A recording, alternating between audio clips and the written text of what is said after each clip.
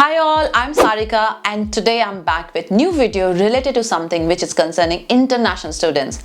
Should I enroll for September intake or January intake? So I'll compare both intakes on few parameters and provide reasoning around it, and then at the end I'll give you my personal scoring and my recommendation. Also, if you have not subscribed to my channel, you can do it now. So let's get started with today's video. So the first parameter is job prospect, part-time and full-time jobs. For September intake, there's a high job prospect because COVID restrictions are ending in the UK, and hence more and more jobs will be coming by September. Also, due to the Christmas and New Year period, there will be lots of jobs in the market. Big companies like Amazon hire 4 times more people during this period to support their Christmas online sales. But it also means there will be more competition because there will be more students coming for September intake. For January intake, there will be less jobs as compared to the September time, but the competition will be also less as compared to the September intake. So based on this comparison, I'll give September intake as score 1 and January intake as score 0. Now let's look at the second parameter, which is number of courses and university availability. So top universities provide only September intake for their courses. The options to choose course is more, as not all courses are available in January. Whereas for January intake, there are less number of courses as compared to the September, as not all universities are open for January intake. So if you want to do a particular course which is not available for January intake, you will have to opt for September. So based on this comparison, I will score September intake as 1 and January as 0.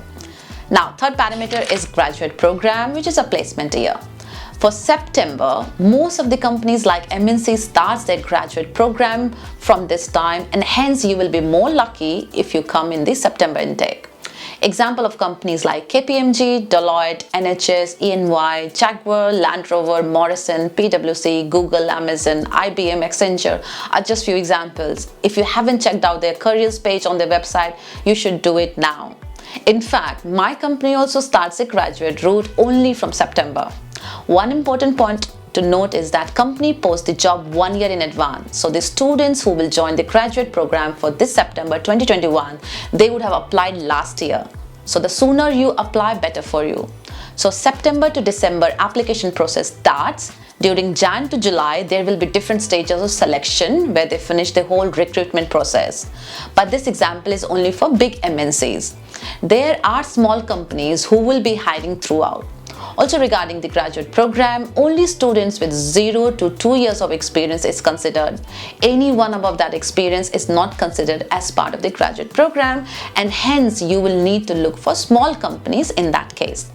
Now let's look at January intake. Personally, I don't know if there are any companies which starts their placement year in Jan.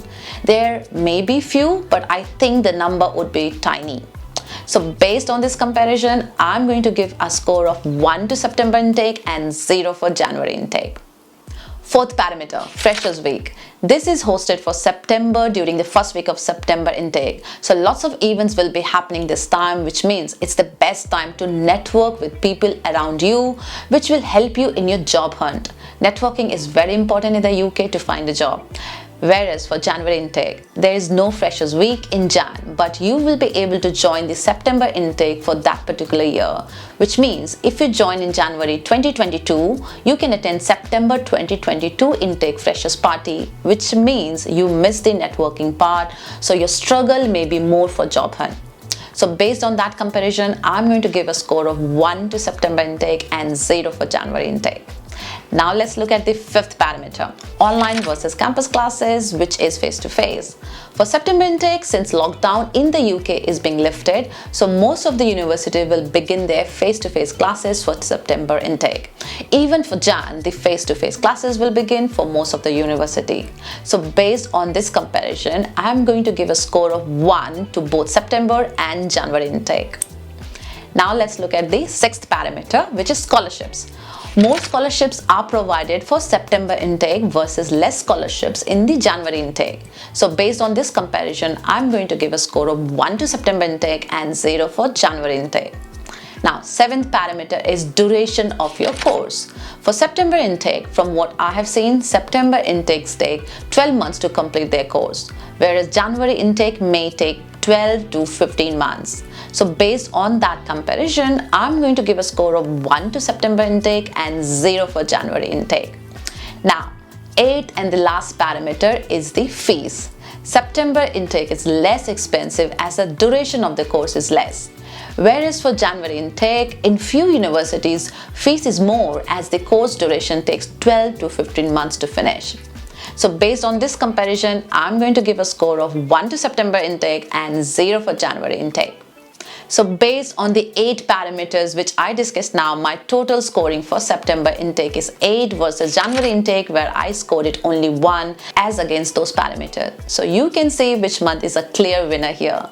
But I want to add something important here. Whether you take September intake or January intake doesn't matter much, because what matters most is the course which you have chosen. So if you have picked something from the shortage occupation list and you got few years of experience, there's a high chance for you to get a visa sponsorship job after your degree. So on that note, I'm going to wrap this video, but I hope I have given enough details so that you can make the right decision. And do let me know in the comment section which intake are you planning for and what course have you chosen for yourself. I may be able to help you to decide which course is better for you. So good luck to everyone. Thanks for watching the video till the end, and I'll see you soon with my next video. Till then, keep learning.